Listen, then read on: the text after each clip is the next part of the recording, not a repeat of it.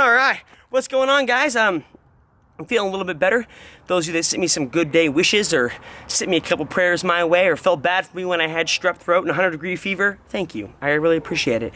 Amoxicillin is a savior, and it pulled me out of that strep throat and allowed me to actually swallow water for a change. So I'm still feeling a little crappy. Still got crap down here. Still can't really swallow really well, but we're here in the gym. I'm not contagious, okay, guys? Here in the gym, today we did the Wadapalooza workout. Wadapalooza, I don't even know what it's called, pump sesh. That's what we're gonna call it, probably pump sesh. 3 rounds for time of 2 legless rope climbs to 18 feet, 15 double dumbbell bench press at 70s, and then 9 double dumbbell thrusters at 70s.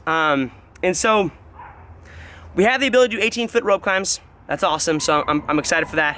How I'm gonna approach this workout, I would consider myself pretty good at bench press, but the thing that the arms are isolated are really gonna throw me for a loop, you know, because usually they're connected.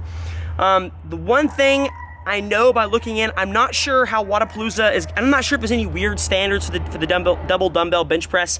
The way I'm gonna treat it is one head touches my shoulder and then I lock out the top and my butt doesn't come off the bench. I don't know any of the other rules. One rule I'm really not sure of, which would kind of suck, it would suck if they did it this way, I think they're going to, is I'm not sure how they're gonna treat the bench press. If they treat it like a handstand push-up where the rep starts from the top, right? The rep starts from the lockout of the handstand push-up. You can't dive bomb it. If they treat the double dumbbell bench press the same way, then you have to start with the dumbbells locked out overhead. And if you're doing it from a rack, like a regular bench press, that's easy. It starts out overhead anyways, right? You're not gonna start your bench press bar from down near your chest. But for the dumbbells, like you can't start from a rack, they're gonna start from pretty much you sitting back on a bench with them, so therefore they're gonna be at your shoulder. So you're gonna have to do an extra rep for every set you do if they make you start from lockout. So you have to, you're gonna roll back, on your shoulders, you're gonna have to press out, and they're gonna say, okay, now go. 1, 2, does that make sense? So you're gonna get 1 extra rep per set, mathematically speaking. So if you do it unbroken for a set, you do 16. If you 2 set, you're gonna have 2 extra reps, so it kind of goes from there. So looking at this workout, and I'm gonna move my thruster dumbbells. I'm not exactly sure on the length they're gonna move them. I'm not sure if they're gonna let them use 1 set or 2 sets. Looking at this workout, my first thought is they might let them use 2 sets because it's such a fast time cap that I don't think there's gonna be a whole lot of time to wiggle around with it. And if they want people to finish it, they might have to let them, might have to give them 2 separate sets of dumbbells. Going this workout, I'm gonna try and go unbroken on the first set. Second set's gonna be iffy. If I feel good, go for it. Third set's gonna be just full send. So let's go get it. All right, guys, like I mentioned, we are doing the Wadapalooza Pump Sesh Triplet. I'm giving it a shot. Still feeling a little under the weather. If you hear me talk on this microphone at the end of this video, you're probably gonna be able to notice it. Also, still trying to get over this strep throat. I mean, I'm over the strep throat contagious portion, but like it's just still crap in my respiratory system that blows. Anyways, so like I mentioned, we are doing 3 rounds of 2 legless rope times to 18 feet, 15 double dumbbell bench press, and finally 9 double dumbbell thrusters. 18 feet is going to be out of camera frame, so just bear with me there. I couldn't get me moving dumbbells in the bottom of the frame and then 18 feet in the top of the frame, but also keep it in a landscape sort of shot for YouTube, so forgive me, I'm sorry. So, approach this workout, I kind of already talked about my game plan going into this workout, hindsight's 2020, so now I'm going to talk about how I approached it and how you should approach it too. So, what I would recommend from the get-go is you need to take stock of how well you think you are at a dumbbell, at the bench press, right? So like I mentioned at the beginning of this video and like I'll mention at the end of the video is the bench press to me was the whole part of this workout. Like the legless rope climbs don't really matter too much. Assuming you get on the rope, assuming you don't get done with the thrusters and then lollygag your way over there, which I might be doing myself, who knows. But assuming you're not wasting your time lollygagging the rope, and assuming you're not wasting time lollygagging the thrusters, like the whole workout is the bench press. And it's not because it is because how many reps it is, I'm being honest with you. It's a lot of reps at a pretty heavy weight. I mean, if I told you, hey, we're gonna do bench press at 140 pounds, because 270s is 140 pounds, with a barbell, wouldn't be a big deal. I'm broken all day long. But because the bench press is isolated and isolates each arm, I think there was actually a really good article written by Greg Glassman back in the day concerning the fact that dumbbells are undervalued. And that article really came out and came to light for regionals, RIP, many years ago, where they only used dumbbells in regionals. There was no barbell movement. So dumbbells are great because it isolates a movement and allows you to, it shows weaknesses, and it shows the fact you can't overcompensate on your right hand because your left hand's weak, for instance.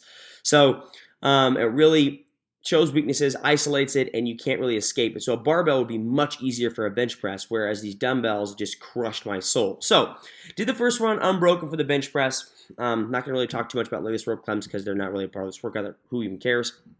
But was able to go unbroken the first round of bench press. Came back for the second round, and I decided to really kind of play it by ear. I'm telling you that it really sets in once you get back after the second set of legless rope climbs. So I did the first set of unbroken bench press, did my thrusters, still feeling pretty good. Did my legless rope climbs, still feeling okay. But then as soon as I got done with the second set of legless rope climbs, that's where the bench press lactic acid started really to set in. And I think that's really where, if you as a competitor are going to this competition, that's where it's going to start to suck, is right after your second set of legless rope climbs.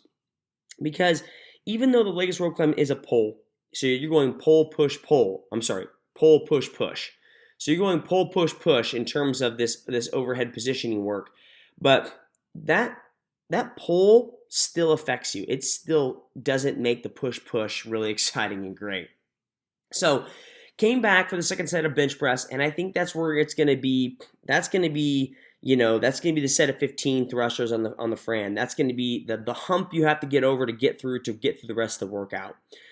So I think as a competitor, if you're able to get a large chunk of the 15 done on the bench press in the second set, or even go unbroken, that's going to be huge. That's where a lot of guys and gals, I think, are really going to break the bench press. And like I mentioned in the intro, and like I'll mention in the outro, is the fact that breaking the bench press is really a huge time waster. And the reason behind that is because you can't just rack the barbell or rack the dumbbells and then sit up, shake it out, and then lay back down and re-rack it and then go at it. It's because it's on the floor that really wastes a lot of time. So I've actually seen a couple different approaches to, not putting the dumbbells down. And that involves putting the dumbbells on your legs, resting there, and then kicking them back up to overhead, or kicking them back up into an overhead positioning, or on your shoulders to press out. And that works, right? You can put it on your shoulders or on your knees in a resting position. You kind of sit up, but I don't recommend it because I think you need to put those suckers down, get it off your body, and focus on releasing that lactic acid, getting some feeling back in your arms before approaching the dumbbell sets again. So I think I watched some of the guys in my barn do it. I've watched guys on social media do it, where they again put it on their knees and then kick it back up to overhead. I don't recommend it. I recommend instead putting those suckers on the ground like I'm doing here, and then wasting your time, or taking time, wasting your time, which is taking time, setting it back up to pick it back up, and taking your time, because I think you need that time, and you need the weight off your upper body. You need to protect that upper body a little bit. And so second set's going to be a battle. Like I mentioned, thrusters are just there to annoy you. Your third set of legless rope climbs, just got to get on it. Who cares? You can do it. It's a pull. You're not doing a whole lot of pull. And then your third set, here I am wasting. I believe it's because I only have 2 left. So this is what I mean by putting it on your legs, where I should be actually putting the top of the heads on my legs, not the full thing on my legs. But here, I don't think I'm getting a full rest and recovery, because look how difficult that was. Like, it'd be easier if you're going to rest on your legs. Let me clarify. If you're going to rest on your legs, then you might as well put the head of the dumbbell on your legs in a vertical position and then kick it back overhead. That's the best way to do it, if you do it. I don't recommend you do it, but if you do it, that's the best way. Then again, you're going to come back for your third set at the end, and your third set is just going to be a battle. Its third set's going to be 2 sets, 3 sets, 4 sets, 5 sets. I don't know how many sets it's going to be for people, but it's going to be rough. You can tell in my face that my upper body is completely stinking fried. And I think this sat with me for a few days afterwards, because it was just, I'll tell you what, it was difficult. Look at my tag outside my pants. I don't know how to put my pants on correctly. Anyways, guys, I'll let you get back to my commentary now from the other side. A lot of bench press. Ooh, that'll burn you out. if you're not careful. All right, I'm not gonna lie to you right now. I've done a lot of bench press workouts in my day. You know, one of the main ones that we've done in the past, that was a regionals one, was Linda, right? So it was like 10 down to 1 of like bench press, deadlift, and squat cleans. And that was not as bad as the pump on this one. This one was pretty bad. I would consider myself fairly decent at bench press in the sport of CrossFit, caveat, in the sport of CrossFit. But this workout, whoever designed this did a really good job, especially since it's dumbbell. It just throws me for a loop. So anyways, approached the first workout, first round, did my legless rope climbs. No one cares about those. Honestly, the workout's not even about legless rope climbs. Assuming you don't fail them, and assuming you get over there, chalk up and go, you're not sitting around resting for like 20 seconds, which I might have done, I don't know. It's not about the legless rope climbs. And honestly, it's not even about the thrusters in my books. Like, the thrusters are there, just do the thrusters, who cares? But the workout is all about the bench press. The first round I went an unbroken 15, I don't know, that might have been a bad decision. Unbroken 15, did my thrusters, and the thrusters are a little bit difficult because of the pressing you already did for the bench press. And then went to the rope climbs, and as soon as I was done with the 2 rope climbs, I could already feel it just setting in like, oh, this next set of bench press is gonna be difficult. And I have never had a more difficult set of 15 bench press in the second set. I decided, you know what, I have to go unbroken in the second set because I don't think I'll be able to finish it if I break it into 2 sets. Because to be honest, like, dropping those dumbbells and then picking them back up is really difficult. Like, you're gonna let them on the ground, kind of shake your arms out, and by the time you pick them back up, set yourself, get on the bench, situate yourself, and start benching, you've already wasted like 20 to 30 seconds, and you're probably not gonna finish it. So, unbroken the second set, came back for the third set, and I was just dead. I don't even know what I did. I think I did, I think I 3-setted it. I think I did like 10, 3 and 2, or 8 something and something. I think I 3-setted it. I don't remember exactly what my numbers were. And again, if I miscounted, forgive me. The sucky part about the bench press though, is the fact that, and this is the major point, sucky part about the bench press is the fact that I treat it like a handstand push-up. I'm not exactly sure how they're gonna treat a Wodapalooza. I don't know the standards, I don't know the rules, I didn't look it out, I didn't look at the layout of the floor.